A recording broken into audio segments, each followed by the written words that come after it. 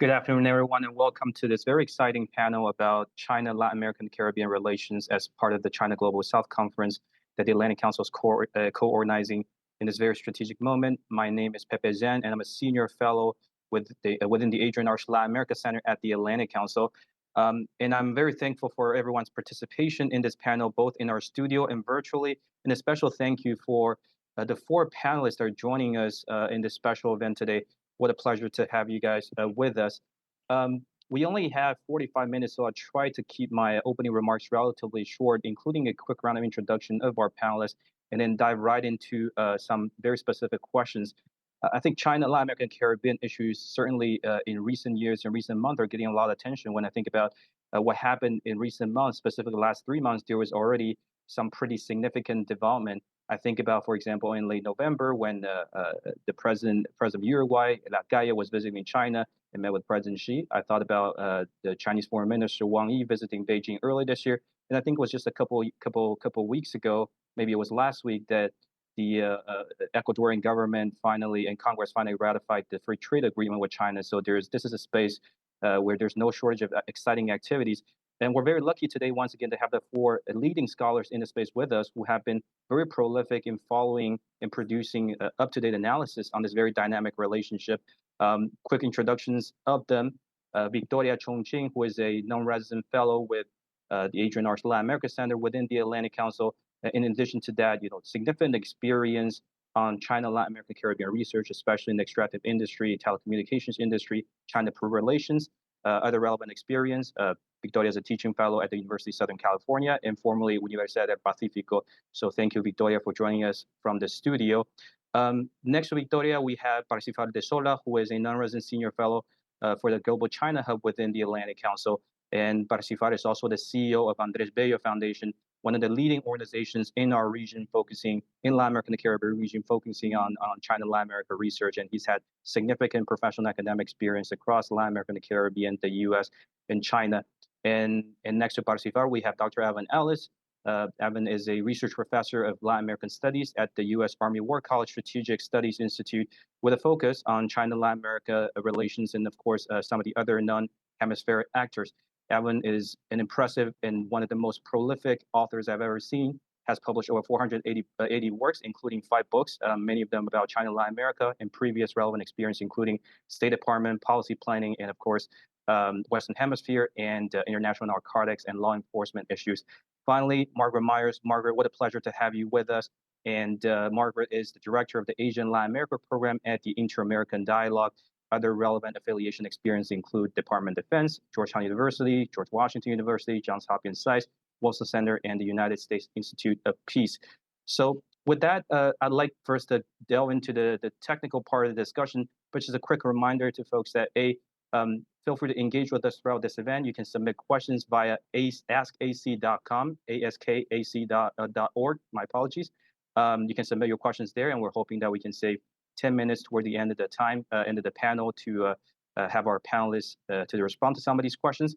And Margaret, I believe, have another engagement, so might have to step out a little earlier. But Margaret, we're very much appreciative of your time. And since you're leaving early, I'd like to throw the first question at you, and it's a big picture question.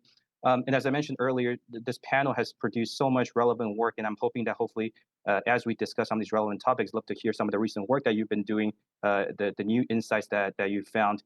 So, Margaret, the question for you really is a big picture one, which is what is and what isn't changing in the China, Latin American, Caribbean relationship. And perhaps I can put you on the spot to focus specifically on the foreign direct investment piece, which is something that I think there's a lot of truth and myth about what's happening on the ground, what isn't happening on the ground.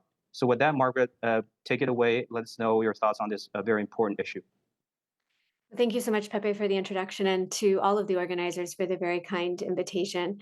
I mean, just to sort of be very quick about this, because I know you have a number of questions that you want to ask the panel, but we are at a moment of, really profound recalibration of China's overseas activity and overseas approach. And that includes as concerns the BRI, which has always been somewhat fluid, but is changing in ways that it hasn't in the past. And this is translating in the Latin American context in really interesting ways.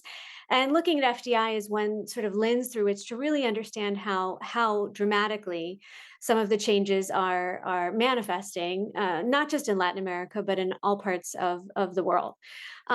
What we recently at the Inter-American Dialogue put out a report called New Infrastructure, right, which is looking specifically at these trends in FDI.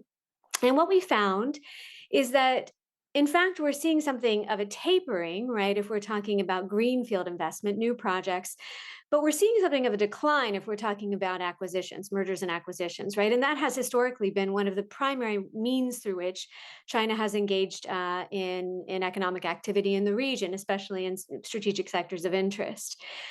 This is not because China is disinterested in the region, right? Instead, it's because China is focusing on smaller projects in just a handful of sectors, most of them innovation-related sectors, that Chinese officials deem to be absolutely fundamental, absolutely critical to China's own economic growth objectives. So what am I talking about here?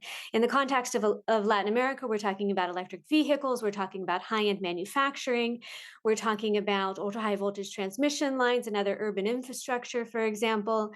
Certainly, in addition to this, right, there's the entire range of ICT investments that we're seeing, not just in Latin America, but all over the world. That's everything from devices to services. You know, telecommunications services are certainly part of this, but so is e-commerce and data services. So, and that's only growing, right, and expanding in many parts of the region. And then beyond this, of course, a dramatic and growing interest, which I think it comes as a surprise to nobody, right, in the resources that support these industries, lithium, for example, and other critical metals and minerals. And so it's so dramatic. In fact, I mean, we anticipated growth, but we didn't anticipate the growth that we saw, that in 2022, 58% of the total value of investment was in these new infrastructure sectors. And new infrastructure is indeed a term that China has used to describe these sectors, right? And 60% of the total number of deals were in these sectors. And we would only imagine that this will grow over time. So what are the implications? I think yet to be seen, right? This will have profound implications for the region and for specifically, you know, certain sectors and certain countries that are deemed sort of worthy of these sorts of investments, right? But also for competitors, right? U.S. competitors, European competitors, others in the region that are looking to also be involved in these sectors, and whether they can compete effectively in the medium and long term. Thank you, Margaret. That's such a helpful overview. And once again, the data-driven work, evidence-based work that you and the dialogue have been producing has just been one of the reference points in this field. So we certainly appreciate you for that. And I think, you know, whether the steel size in the sectors, industry, then also this new infrastructure projects, the focus on that, that's all very much worth studying more. So I recommend folks to really check out this relatively recent report that came out in January, produced by Margaret and the team. Then, Victoria, I'd love to bring you in as well. You've also done significant research on Chinese investment in the region and just broader Chinese economic engagement with the region. Perhaps tying into something that Margaret mentioned, which is, you know, natural resources, and within that, the lithium piece. I'd love to hear your thoughts on that. Of course, if there's any additional reactions to Margaret has said so far, very much welcome your insight. Organizers for such an excellent conference. So yeah, following up to what Margaret was saying, right, we are seeing this change from Chinese investments into the region into becoming more small and beautiful and what have you. And one of the key sectors is precisely lithium. So for those in the room who are not familiar with it, what in the world is it, right? So everyone has a battery. Everyone has a cell phone, right? So you use lithium to create some of those batteries.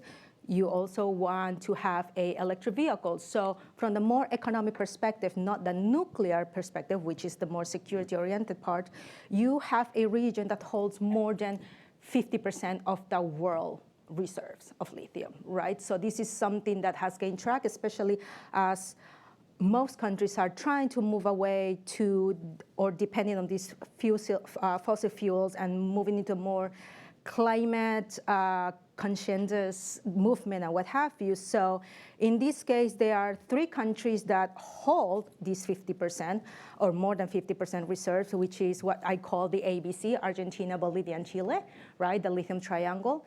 So something very interesting that we are seeing is that China is trying to enter to the game, into these investments, and it's not, I guess, as aggressive, if you will, as we many times listen about or listen in the news, right? That China is going to take over and whatnot. But rather what China is doing is playing a slow game, meaning that depending on the regulations that each of these countries present, not only in the kind of investments that they are allowing in the lithium sector for foreign companies, right, not only Chinese, China is mostly, for instance, trying to see whether or not it's going to not only extract, but also produce.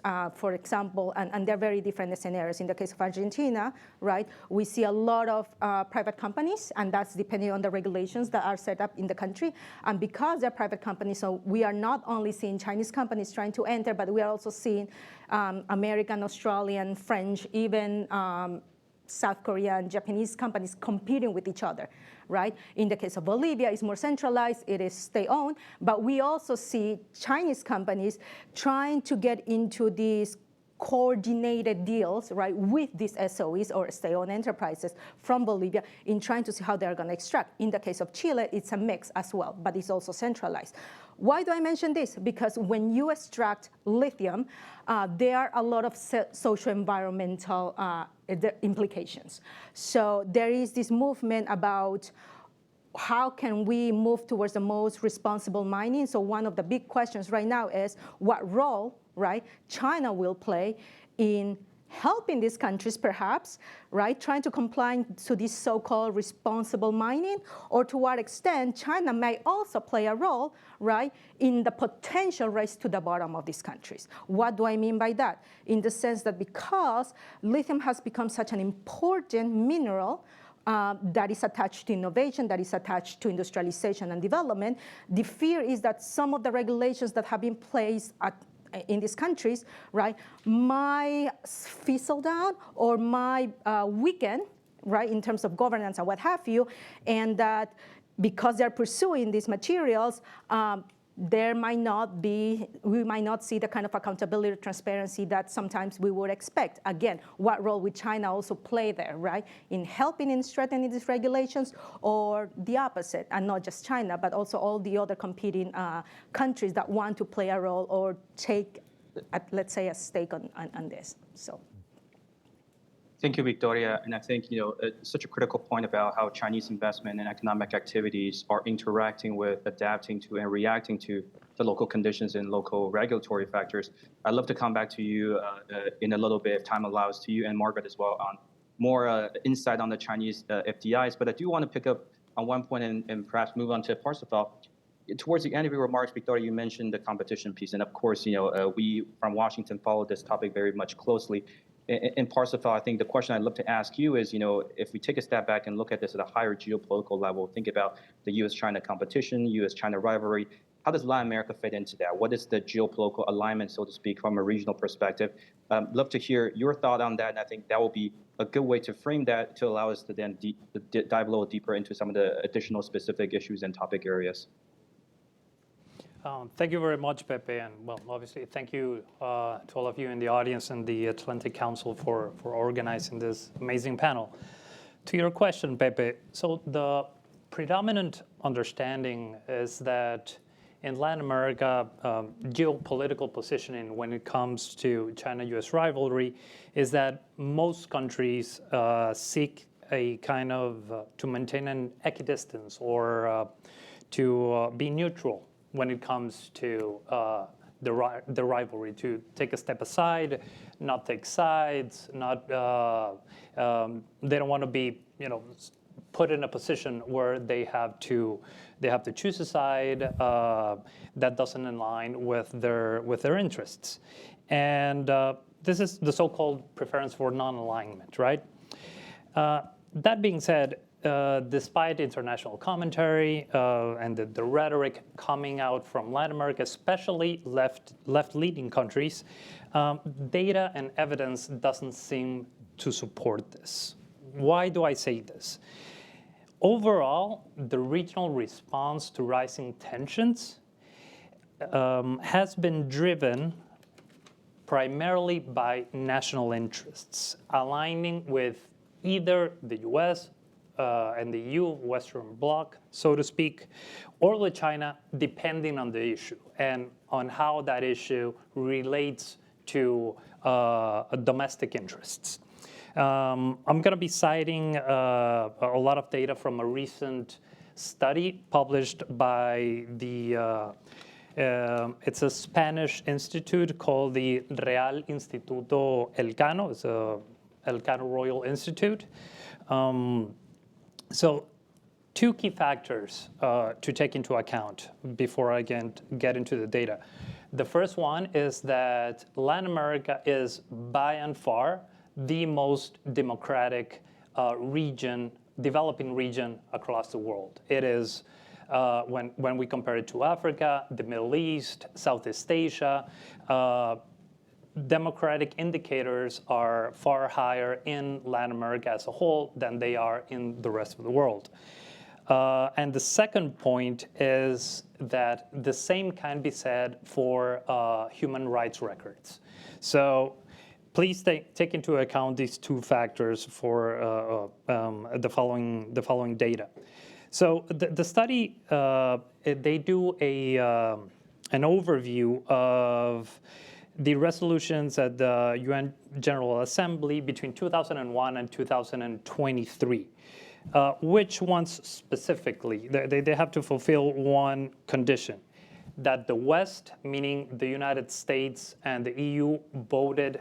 They voted in bloc. They voted jointly and against or in opposition to China. They divided the resolutions into two very broad camps: values on one side, and economic and development on the other. So they were able to identify 31 votes over the span of these 2 decades. 11 concerning human rights, 4 concerning sovereignty, 12 with commerce and development, and 4 regarding economic sanctions. So values, we would have a total over 14, and 16 when it comes to economic and development. What are the conclusions? With an important exception, Cuba, Nicaragua, and Venezuela, the 3 dictatorships in the region. I'll get into this, but if we take them out of the data, when it comes to values, in these 31 votes, 86% of the time, Latin American countries aligned with the Western Bloc, and only 2% of the time aligned with China. This is specifically with human rights. When it comes to sovereignty and territorial integrity, 61% aligned with the West, 14% aligned with China. The rest, they abstained. Cuba, Venezuela, and Nicaragua, complete opposite. 85% of the time aligned with China, and usually Russia.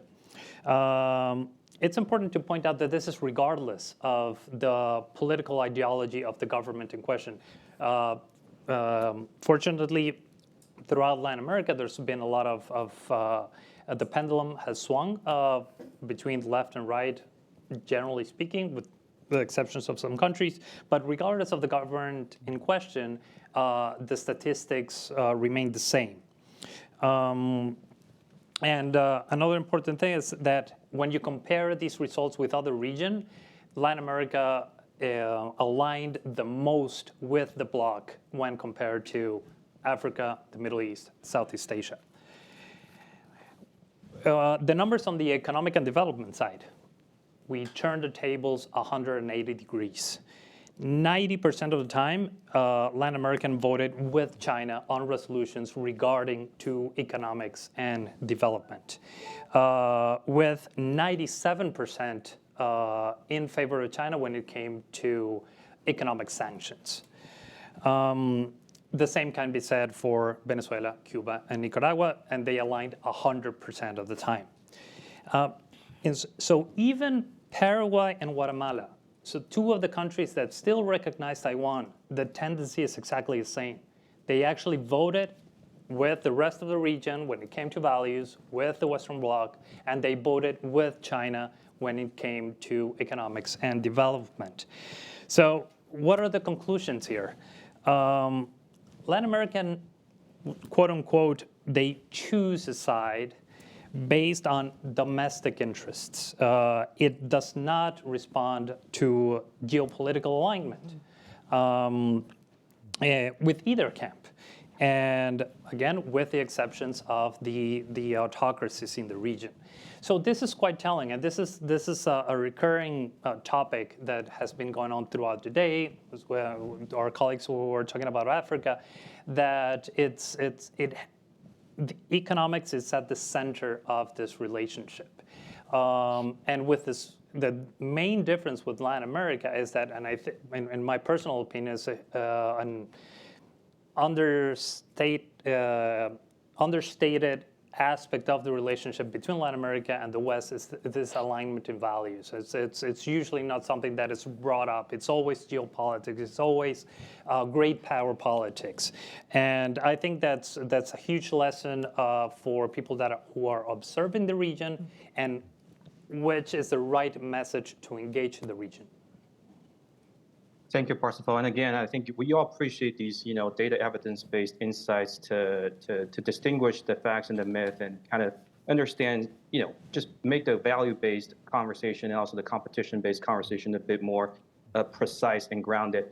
Evan, I do want to turn over to you. Parsifal kind of expressed, some of the regional perspective on this issue, and Margaret, in her comments, certainly talked about how the investment side of things really fit into China's global strategy, small and beautiful. But what about the U.S. perspective? Being based in Washington, we're certainly very much attentive to that. So I'd love to hear your thoughts on this very important issue, and specifically, why is Washington, and why should Washington be concerned about some aspects of Chinese engagement? What are these strategic concerns? I'm saying this because we know that very high-level officials, including, the commander of Southcom, General Richardson, has recently and frequently mentioned some of these concerns. But I'd love to hear some of your thoughts. And if I could ask you to be relatively brief so we can make sure that we go to Margaret for one last round before she has to leave for another commitment, I'd be very grateful. Thanks, Pepe, and certainly thanks to you and thanks to the Atlantic Council for this great panel concurring with my colleagues. And just to emphasize that I'm not speaking for the official position of the U.S. government, but I think, first of all, when we talk about Washington's strategic concerns, you have to recognize that strategic doesn't mean just military. And so, number one, of course, the U.S. Concern, whether often we show it or not, with the conditions of the region to which we are connected by geography and commerce and family. And we've seen how politically what happens in the region impacts us here in Washington, D.C.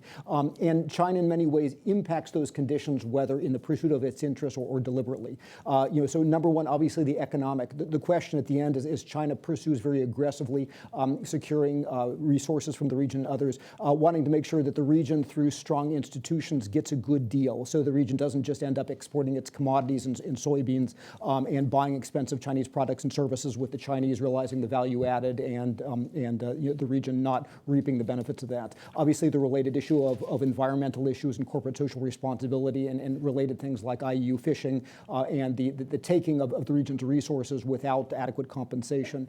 In the broader question also of the future of democracy, it's not that China is trying Soviet style to overthrow democracy in the region, but certainly as China has funded over the years Hugo Chavez and Nicolas Maduro, dictatorships now like Nicaragua and others, it really frees the region up from not having to adhere to those principles of good governance that I think the U.S. ultimately believes is better for it. And so, how does the region preserve democracy if there is the anything goes as long as you take care of China approach? Of course, in addition to that, the notion of freedom of expression, that there are many politically and economically that, in the interest of their hopes for future benefit, are silent about some of the key issues that might be challenging from China. And even some of the very courageous, outspoken remarks of Argentina's new president, Javier Milei, about China and China very strongly coming back and cutting off Argentina's $6.5 billion outstanding credit line at a very difficult moment of fiscal negotiations.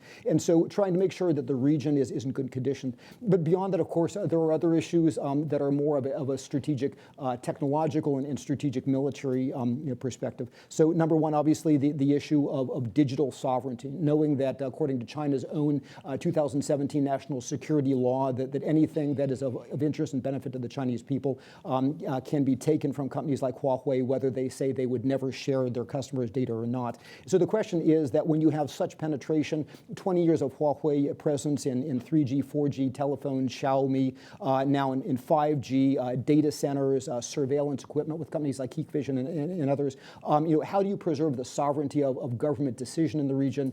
How do you preserve the protection of intellectual property of the investors that you hope will operate there through clean networks? And then finally, from a military standpoint, number one, just recognizing it, and we hope and certainly are not expecting that there is going to be a war. It would be a horrible lose-lose scenario between the United States and China. However, those who are responsible for thinking of the defense of the United States have to think about what would possibly happen in the event we were in a war. And to that degree, even if there are currently no Chinese official bases or alliance agreements in the region, it would be almost unthinkable that the PLA would not try to essentially leverage whatever capability they have for global political, economic, and military leverage. And that might include leveraging assets through MSS or others to observe or even disrupt U.S. deployment and sustainment operations, going over to the Indo-Pacific from some of those commercial facilities, plausibly, deniably shutting down the Panama Canal, leveraging space operations to either listen to U.S. satellites, target those satellites, possibly even to support attacks such as what we saw with the Chinese hyperglide vehicle coming over the South Pole, and other issues that General Richardson herself has mentioned, dual-use commercial assets such as dual-use ports, such as the upcoming 15 berth port at Chancay that the Peruvians are building. It's not that Latin America would ever side with one or the other. Latin America clearly wants the business, but it's the risk that for those of us who have to prepare to defend our nations, thinking about what could happen if we find ourselves in the middle of such an undesirable war, and what are the conversations that we can have, and how can we prepare to be ready for that now. And so those are some of the issues. It's not just military, but there's a wide range of issues that inadvertently or otherwise China's pursuit of its own interest in an aggressive fashion impacts the region that we, the United States, and our Latin American partners all share. Thanks, Evan. I think Margaret started off this conversation by saying that FDI is one interesting lens through which to examine China's engagement in the region, and always impressed by your comprehensive overview. I think we covered all the other angles, but we'll come back to you in a little bit, hopefully, for some additional details. Margaret, in the remaining time that we have with you, again, thank you again for your contribution. Love to hear any reaction you might have to other panelists' comments, but of course, if I can just badge you a bit more on the investment point. I think we talked a bit more about in your first round of comments what has happened, what isn't happening. Perhaps the why of it is also important. And specifically, I'm thinking about the policy and regulatory factors that might have led to this evolution that you just mentioned about 15 minutes ago. So very much welcome your comments. Thanks, Pepe. And I so regret having to leave this conversation early. It's been a fascinating one already. And I think, all of the panelists' comments just demonstrate how multifaceted and expansive at this particular juncture the relationship actually is, right? We are touching really on all areas of engagement now in ways really that we didn't even see, 6, 7, 8 years ago. Just on your policy question, and I'll be brief about this. I mean, it's a fascinating question, and I think we can look at it through a bunch of different lenses, right? And this is where things start to get really interesting, and where we start to see something of a co-production of the relationship, right? Which is something that is sometimes underplayed when we're talking about the China-Latin America dynamic. So first of all, I mean, there's China policy, right, which dictates a lot of what's happening. China's domestic policy. We're at a very pivotal moment in China's economic development, one in which China is grappling with wide-ranging challenges. And so it is incumbent upon us to understand what is happening domestically in China and how that will impact not just the BRI broadly writ, but all other forms of economic and political engagement, right, and with the global South and beyond. And so there, what are we looking at? I mean, a lot of different things, obviously, right? Just the overall health of China's economy, but also what is China's insurance industry doing? Are they funding major infrastructure projects or not? Are they withdrawing from certain areas or not? I mean, this is a huge, a really critical means by which to understand maybe where some of China's state-owned enterprises and other industries are heading, right? How are the banks being regulated? Are they being infused with new capital? I mean, China Development Bank is focused 80% domestically now, as opposed to, issuing major loans all over the world. And following those trends is fundamental to understanding the types of projects that we'll see overseas. and then I mean, the list goes on, right? There's so many different policies, and even in the defense realm, right? The understanding what's happening in terms of defense policy in Latin America obviously has, or rather in China, has implications globally, and presumably for cooperation and engagement and all sorts of other potential interaction in the Latin American region. But in addition to this, we have to understand, sure, that China has, these new strategies. There's obviously this new infrastructure focus, right, that we've talked about, small but beautiful, several have mentioned, projects as opposed to large-scale, BRI-esque infrastructure, 2015 BRI-esque infrastructure projects.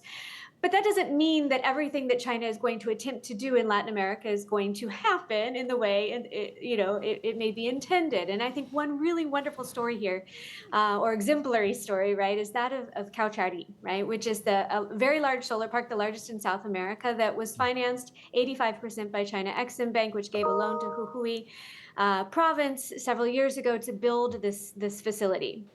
And this aligns perfectly with China's strategy, which is focused largely on innovation, and indeed, renewable energy is a very big part of that. It's also very critical for Argentina, or at least has been, is considered quite critical by Jujuy province and a number of different politicians and actors in the government. And so I've been waiting now, especially during the Fernandez government, right, for how many, 3-4 years, for there to be an expansion of Cauchari, right? We did Cauchari 1, 2, 3. Now 4 and 5 are sort of on the docket, and evidently all of the plans have been laid out.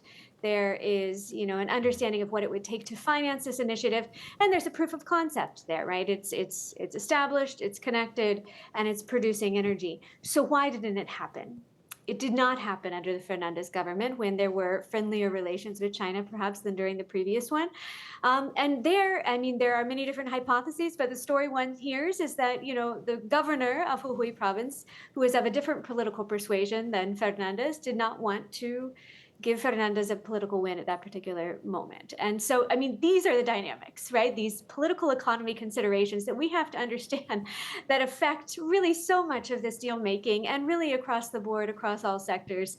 And so these sorts of, it's politics and it's policy, right, that are influencing a lot of what happens, and the shape and the nature of this relationship in so many different ways. And then beyond that, obviously, if we're talking about emerging sectors, and this is something we're all grappling with, right? How do you regulate these things?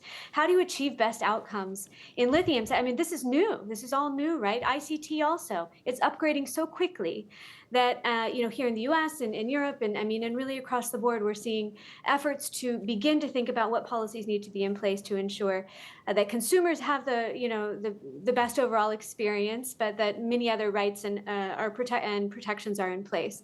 And so there, it's a matter of ensuring that foundational legal and regulatory frameworks and mechanisms for consumer protection and privacy are adopted and fit for purpose. And that's, of course, easier said than done in an continuously transforming landscape. But this is an area, I think, where the U.S. and many other partners can work with Latin American nations to ensure best outcomes, and to ensure that these industries grow in a sustainable way. Margaret, thank you so much for that, and I really appreciate you sharing your insight and limited time you have. Looking forward to our next conversation on this. I think before turning over the question to Victoria, just a reminder to the audience that feel free to submit your questions via askac.org, askac.org, and hopefully we'll have a little bit of time towards the end of the conversation to take up all questions for our distinguished panelists to answer. But Victoria, I think where Margaret has left off is also something you talked quite a bit about, the regulatory piece. You even mentioned, a brief comparison between the countries within the lithium triangle on some of the regulatory issues. So, love to hear some additional thoughts you might have on that, on Chinese investment in the region, how it's been evolving, and of course, broader Chinese economic engagement there. And then we'll turn over to Parsifal and Evan to focus a bit more on the other areas of Chinese engagement, specifically the non-economic side of things. But Victoria, over to you. No, thank you. I appreciate it. It's a pity that Margaret left. Actually, I could listen to her talk forever. We always call her the mother of China-Latin America relations. Like, we're always focused on that. But anyhow, I think that Margaret brought really important points, right? Not only from the Latin American side, but also from the Chinese side. Why do I say it's also important to mention the Chinese side? Because when we're looking at Chinese investments, for instance, we put everything in one single basket, right? Whereas we need to differentiate. First of all, for instance, are we talking about a central SOE, meaning by the central state, right? Or are we talking a state SOE? Because one thing that we need to consider is that the resources allocated for the central SOEs are not necessarily the same for the local SOEs. Not only that, at the local level, right, over 40 or about 50% of SOEs are actually in debt. So at the end of the day, number one, they want to go abroad to do profit, right, to make profit. Yet, on the other hand, they also have to balance, right, the central government's policy. In this case, what Xi Jinping dictates, in this case, new infrastructure, what have you. So how do you navigate that when you go abroad, right? And not only that, when they go abroad, and I think that Margaret really highlighted this, what are the regulations at hand? What is the regulatory framework, the government framework? And I think it's very easy to say and pay attention to, okay, the investment was signed or whatever deal was signed, but we really don't pay attention to what happens later, right? Was the investment, even though it was signed, right, was it completed? Was it executed? And a lot of that actually is dependent on the local framework. So in the case of lithium, and I think that I said Brazil instead of Bolivia, it's actually ABC, Argentina, Bolivia, and Chile, right? That was my bad. In the case of Argentina, we have a regulatory framework and we have a national policy in which lithium is of national interest, and yet every regulation is dependent on the provinces, right? So you have Salta, Jujuy, Matamarca, so all these different locations or where the provinces are that are actually depending on the provinces. So when it comes to environmental issues, so when it comes to actually following the rules, doing what we call prior consultation, talking with the indigenous communities, whether or not that happens, it really depends on the local government. And when that happens, and this is more anecdotal, for example, there were a lot of concerns in Salta, where one of the reserves are, right, in terms of the population, because the population didn't want some of the projects. But the problem is that they brought all the players together, all the firms and the communities together, but when the negotiation happened or when the prior consultation happened, the language was so technical that the local community could not understand what in the world the companies were saying, what the government was saying. So their position is, we're going to continue protesting, and that puts a stall in the deals. In the case of Chile, the regulatory framework is different. It is centralized. It's not dependent on the provinces. Not only that, lithium is of national importance. So a lot of the I guess, production and whatnot are mostly controlled, right, by the entity, in this case, Corfo, and Corfo will allow, right, whether or not or how companies operate. In this case, we only have two companies, right, which is Sociedad Química Minera de Chile, right, or SQM, or SOMICI, right, and then we have Abermail, which is actually a US company. And China has stakes in both of these companies, but yet the regulation is that they have up to 40% of royalties given to government. So we see a different kind of regulation, right? In the case of Bolivia, they have been trying to exploit lithium for the past 15 years or so. They have been unsuccessful. During the government of Evo Morales, it was nationalized, right? So they are trying to really build a company. But what happens is that, again, because it's centralized, because it's nationalized, right, they're not necessarily allowing private companies to come in. They're allowing perhaps a cooperation or collaboration with Chinese companies, but also whatever competitor that might come in. And to finish this, very anecdotal, right, how things function or not. For example, BYD, a couple of years ago, actually won the tender, right, under the government of Piñera, if I'm not wrong, right, to exploit lithium. That project, or that licitation, if you will, by BYD, Chinese company, was canceled. Because what happened was that the current government, Gabriel Boric, said there were some anomalies in the licitation process. So this is not taking place. So you see how the dynamics and the layers is very multifaceted, right? And it really brings forth the question about state and local capacity, but it also brings the question about the social and environmental standards that are being placed forward, to what extent the local governments are enforcing that, and not only that, to what extent Chinese governments are also going to be required, right, or not just Chinese companies, any other company, to really follow those rules and comply with those rules. So it's a very interesting, I guess, environment in which we talk about, which is a little bit perhaps different to when it comes to conversational politics and security. So thank you. Victoria, thank you for that. And I think, one of the most fascinating and interesting things, having followed this field, fastly evolving field for years, is just to see the innovative, dynamic, and nuanced research that's being produced. I mean, we talked about national versus subnational dynamics, both on the Latin American regulatory side, but also on the Chinese side. You mentioned the central versus subnational provinces and also companies. But on that note, we're running out of time, so I'm going to have to put Parsifal and Evan on the spot to be very concise with your comments. But I do want to again dig into this very specific areas, perhaps understudied areas of China-Latin American Caribbean relations. And the question for you, Parsifal, is about digital diplomacy. And I know you have very exciting work about to be soon released, so feel free to share one or two insights from that. And Evan, I mean, you've recently written about a wide range of issues, but including space, for example, including criminal activities, these emergent understudy trends. So that will be my final question for this panel. Perhaps we go to Parsifal first, and then we turn it over to you, Evan. Oh, sure, Pepe. I'll keep it simple. So yes, next week we're going to be putting out a report on China's digital diplomacy. What do we mean by this? So it's basically participation by Chinese diplomatic corps in Latin America, particularly in the Twitter, now X, space. And we've been tracking this for the last 4 years. So we began right around the pandemic, and basically we've been tracking all the content that the Twitter accounts of embassies, ambassadors, consulates, and consuls have been putting out. And we've analyzed the content and tried to draw some conclusions from them in regards to Chinese interests, who they are engaging with, and where are these relations headed. I can point to several conclusions. One is that the pandemic, by and large, had a very important impact and the number of accounts created and the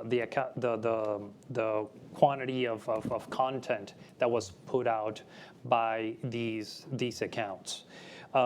Second one is that the content has been changing over time. The whole vaccine diplomacy narrative is way behind us. There was like an inflection point around 2000 and ends of 2022, beginnings of 2023, when let's just say there was a return to back to normal. What is normal?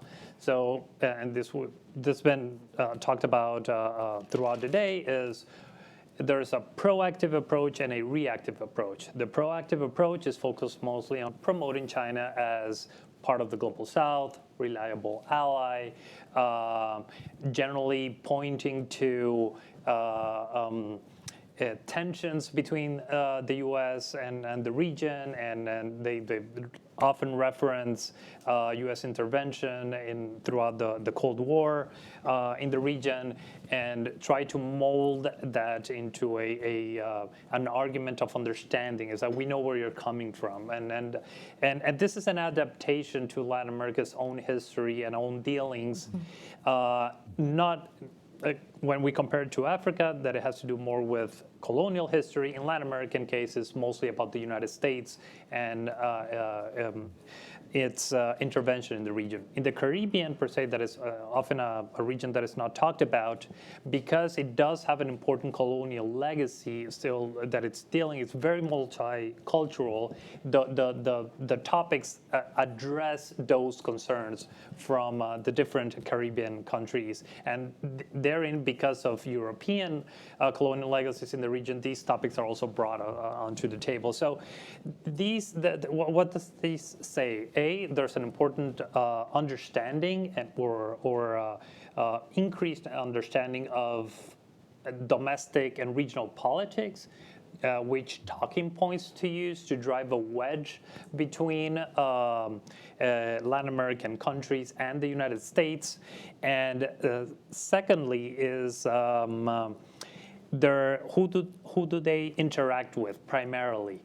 If they do see other Latin American governments or politicians, leaders that tend to just get on the bandwagon of PRC talking points, these are usually amplified. Primarily those of countries that have strong anti-U.S. sentiment, Cuba, Nicaragua, and Venezuela. So sorry, I'll leave it up to that, and I'll let everyone listen to our presentation next week. Thank you, Parsifal. I think it's a good problem to have when our panelists are so insightful and have more than sufficient information to share. Evan, no one follows the security, military, defense space as closely as you do in the China, Latin American, Caribbean context. So great to have you close out the panel by sharing with us some of your recent work and perhaps space or criminal activities related. Thank you, Pepe, and I'll try to be as brief as possible, but in terms of strategic trends, I think number one, we see now China being more political. The fact that, as Margaret and others have pointed out, you're seeing some difficulties from the Chinese economy, changing how China engages economically and also their interest in energy and other areas. However, politically, we saw, I believe, 8 major Latin American leaders in 2 major Chinese events over in the PRC. This year, it appears at the very least you'll see Xi Jinping at APEC, and if one believes the hints suggested by Wang Yi's recent trips, we might see Xi Jinping in Brazil and Jamaica and perhaps other parts of the region as well. That would be a very important return. We're also seeing China becoming more political in its discourse. If you look at some of the continents of kind of reestablishing its development country roots through the Global Development Initiative, its inclusion of Latin America, things like data security, space, working with CELAC and the BRICS through its Global Security Initiative, and also the kind of anything goes, you can't say who's right or wrong concept of the rules-based order of the Global Civilization Initiative, according to China. But beyond that, some trends in the military domain. Number one, China continues to have quality and procurement problems. You see, for example, overpricing scandals, corruption investigations associated with its sale of the T-90Bs to Peru or the H-425 helicopters to Bolivia. The legal scandal with respect to its sale of radars to Ecuador. It continues to struggle with those type of things. And with more kind of democratically oriented states, even before we saw Javier Milei in Argentina, you had the setback on the Chinese JF-17 sale to Argentina, and also the rather sudden reversal of the Lacalle-Pou government in Uruguay stepping away from the offshore patrol vessel deal. In addition, you have an increase in Chinese military presence in places like Bejucal, is the administration established since at least 2019, and increasingly, essentially daring behavior in the military domain. So, for example, sending the China's Navy political commissar over to meet with the heads of the Brazilian Navy, participation in Venezuela's recent sniper exercise by the PLA, among others. As I mentioned before, the advance slowly but importantly of private security companies in Latin America, and frankly, engagement on public security training in China, especially as we saw talked about during China's Global Public Security Forum. Dimension number 3, organized crime. Certainly there's been a lot said about fentanyl, and of course China's supply of fentanyl to groups like Sinaloa and Jalisco Nueva Generacion continues to be a problem. However, Chinese money laundering, the use of Chinese triads and the use of Chinese financial institutions to do money laundering that's much more secure and rapid without crossing borders.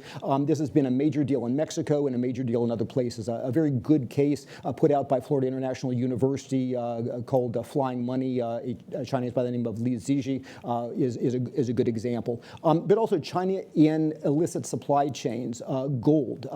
purchasing, being the consolidators, being the supplier of shops in the illicit gold industry across the region, wildlife trade, just to name a few. And then, of course, finally, in the space sector, it's not that just China is engaged in space, but China is evolving and expanding that space engagement. You have some possible setbacks. I mean, certainly with the Malay government in Argentina, you'll see probably at least a harder look at the Neuquén space facility, as well as the other that always seems to get short shrift, which is the very important facility under construction in San Juan at the Felix Aguilar Observatory. But in addition to that, of course, the observatory in Chile, the Santiago Space Station, that seems to be on its way out. But on the other hand, important new space projects with Brazil, with Venezuela, including the invitation to participate in the new lunar space station that they hope to have online, initial capability by 2028 and others. And so strategically, China, I believe, is becoming more confident. A lot of setbacks, but at the same time, a lot of learning and a lot of advances that come with, I think, the increased confidence and boldness of the Xi Jinping regime in China. Thank you so much, Evan. I think your comments was so perfect in just demonstrating what this panel has offered. You know, for myself and for the audience, we'll learn a lot. Just the multifaceted nature and the constantly evolving nature of Chinese engagement across different domains in Latin America and the Caribbean. And we thank you for that. Dr. Ellis, Dr. Chonn-Ching, Parsifal, appreciate you coming into the Atlantic Council's studio to do this in-person event. And of course, Margaret, for having joined us earlier. And I think, you know, a lot of the studies that you referenced, whether that's recently released or to be soon released, we'll be following that very closely. Feel free to share the information with my colleagues at the Atlantic Council. We'll make sure that the audience here and also beyond can receive a copy of that. Finally, just a quick thank you to the Atlantic Council team and the University of Notre Dame for co-organizing this conference, of which this Latin American Caribbean partner is a part of. And a huge shout out to the Global China Hub team for colleagues for organizing the logistics and the details of this panel. We ran a little over, so apologies to the audience in the room, but hopefully we'll be able to cut the break short a little bit, perhaps 9-10 minutes, so we can return to the programming at 4 p.m. ET. Thank you again, everyone.